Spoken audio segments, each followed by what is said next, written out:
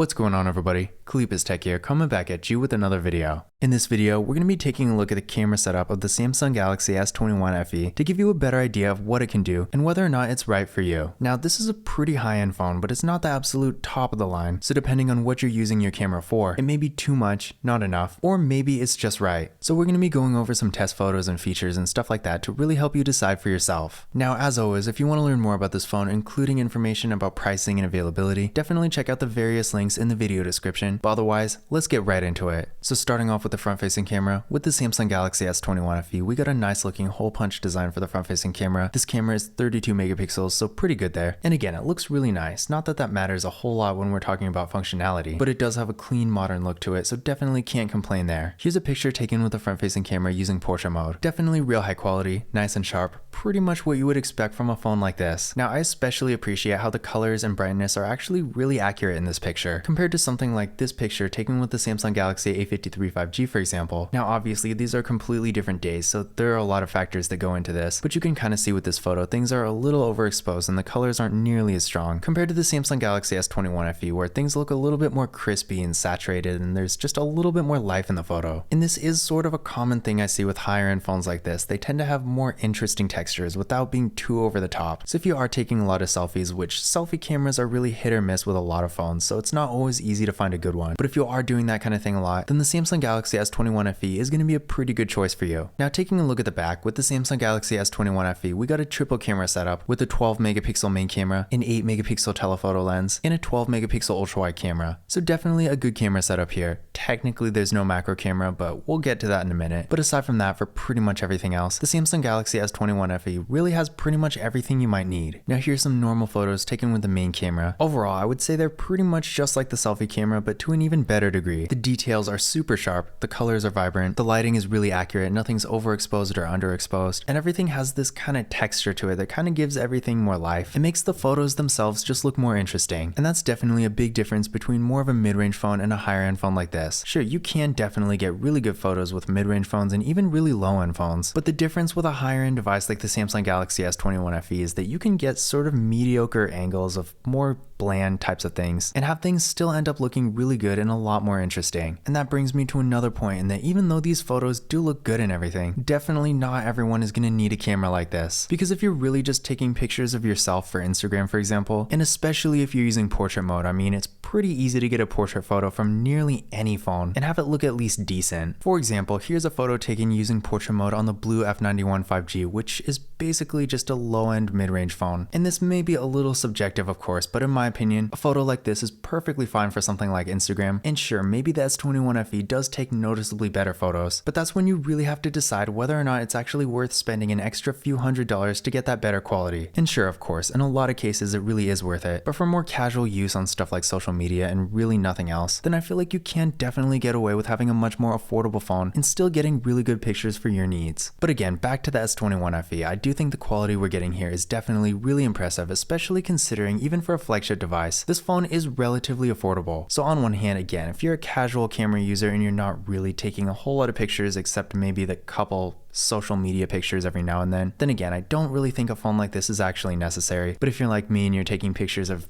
every random thing you see, then I can definitely imagine you're probably going to get quite a bit of value from this phone. Now, moving on to the ultra wide camera, just like with the main camera and the selfie camera, with the Samsung Galaxy S21 FE, you can get some really impressive ultra wide photos. When it comes to ultra wide cameras on lower end and mid-range phones, things tend to be super distorted. Sometimes the photos are fuzzy, sometimes the colors are really dull, and in general, a lot of them just really don't look good. But with the Samsung Galaxy S21 FE, as you can kind of see, things are still a little bent, as most ultra wide cameras are, but the photos in general are still really presentable. And in some of them, you barely even notice any distortion. Now, of course, that's not to say it's not there. It's just to the untrained eye, if you're not really looking for it, most people are probably not going to look at it and go, hey, that's a really weird looking picture. So if you're taking vacation photos, for example, scenery photos, group photos, stuff like that, and you not only want to capture that kind of angle, but you also want the pictures to look nice and presentable, in that case, the Samsung Galaxy S21 FE is going to be a great choice for you. Now, I want to touch back on something I said earlier, and that's that this phone doesn't have a macro camera. And while that is true, what it does have is a telephoto lens. With With the Samsung Galaxy S21 FE, you can get some really nice looking close-up detailed images simply by getting the camera close to it and zooming in. And while of course it's not a dedicated macro camera, in my opinion, compared to the macro cameras you find in most mid-range phones, the photos are actually quite a bit better. This photo, for example, was taken using the macro camera of the OnePlus Nord N25G, which is a pretty decent mid-range phone. And don't get me wrong, this photo really doesn't look bad at all. But in comparison, just by zooming in a bit, the Samsung Galaxy S21 FE got much better colors, sharper details, and pretty much everything about this photo looks quite a bit better. So the bottom line here is, sure, this phone doesn't technically have a macro camera, but despite this, if you do want to get those close-up images with the really fine details, it still can do that just fine. Aside from taking close-up images, the telephoto lens of course can take long-distance images too. Here's some photos taken at 3x zoom, so definitely really nice here. Compared to the digital zoom you might find in a mid-range phone, things do look quite a bit sharper. So if you are trying to get more of those distance photos without losing quality and having things look grainy, then a phone like the Samsung Galaxy S21 FE that has a telephoto lens is definitely going to be a good choice for you. From there, we can also go up to 10x zoom, and while of course this doesn't look nearly as high quality as 3x did, it still is surprisingly good, and depending on what you're taking pictures of, for some things it definitely could work. And just because, here's a picture taken at 20x zoom, and obviously this isn't something you'd want to put on your wall or anything, but for what it is, I do think it actually looks surprisingly good. Here's a couple photos taken with portrait mode. As you can see, they did turn out pretty well. Like I was kind of saying earlier, at this point in 2023, I wouldn't really use portrait mode as an indicator of a phone's camera quality, just because unless we're talking about like a $50 track phone, pretty much any phone is going to take at least decent portrait photos. And again, if all you're really doing with your phone's camera is taking a few portrait photos here and there for maybe social media or something, for that kind of casual use, you really don't need a phone like this. Now, before we wrap this up, I want to give you an idea of what the video is like on this phone. With the Samsung Galaxy S21 FE, we have a max recording quality of 4K at 60 frames per second in both the rear and front cameras. So if you do want that higher resolution, then this is definitely going to be a great thing for you. As for the actual quality of the video itself, it's pretty much on par with or maybe a little bit below the quality of like my iPhone 13. Remember, despite being the more affordable flagship phone, the Samsung Galaxy S21 FE still actually is a flagship phone. So when you're recording videos, you are going to get that kind of quality, which is especially good if you're more of a content creator. Even for me personally, I actually record a lot of the videos, in fact most of them for that matter, on this channel with this phone. And I would say for the most part, besides some color balancing I occasionally have to do just because I'm picky, things have turned out really well. So in general, if you're doing like a vlog or something, or maybe just recording a video for fun, no matter what the case may be, if you are recording a lot of videos, and especially if you want to get that higher 4K resolution and just better quality in general compared to something like a mid-range phone, I would say that especially considering how affordable it is compared to something like an iPhone 14 Pro Max for example, this phone is honestly a really good value. And aside from the quality of the image itself, the sound quality you get with this phone is actually really good too. In fact, for that matter, for actually quite a while, I used to record videos for this channel on this phone without any kind of external mic or anything like that. And I would say in general, while of course any kind of microphone like a Blue Yeti or the Shure SM7B I'm using right now is going to sound clearly better than any smartphone, if you're on the go recording a live video, maybe making a TikTok, something like that, where you just don't want to connect a mic to your smartphone, it's definitely nice to have a phone like the Samsung Galaxy S21 FE that has such good audio quality that you can still get pretty good audio quality using just the onboard mic. But to give you an idea of what it actually sounds like, take a look at this next clip. Here's a test video with the Samsung Galaxy S21 FE. We are recording in 4K right now at 30 frames per second. Also keep in mind what the audio quality sounds like.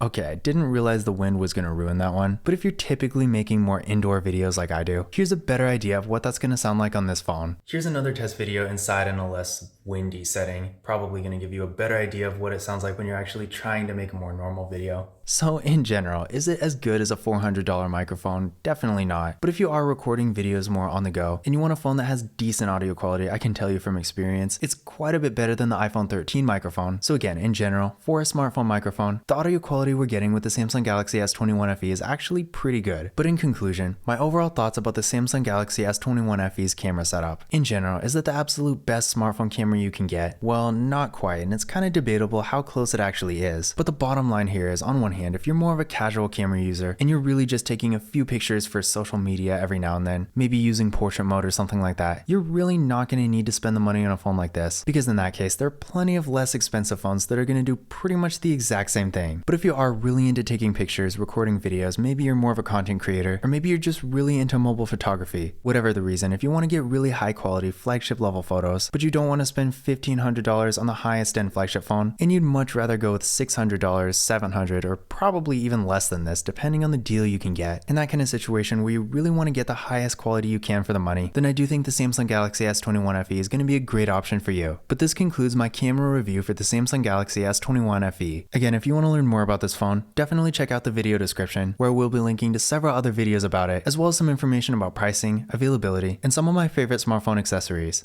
But that's it for this video. If you enjoyed it and found it useful, be sure to give it a thumbs up and hit that subscribe button. Don't forget to follow Kalipis Tech on Twitter and Instagram. And as always, I will see you in the next video.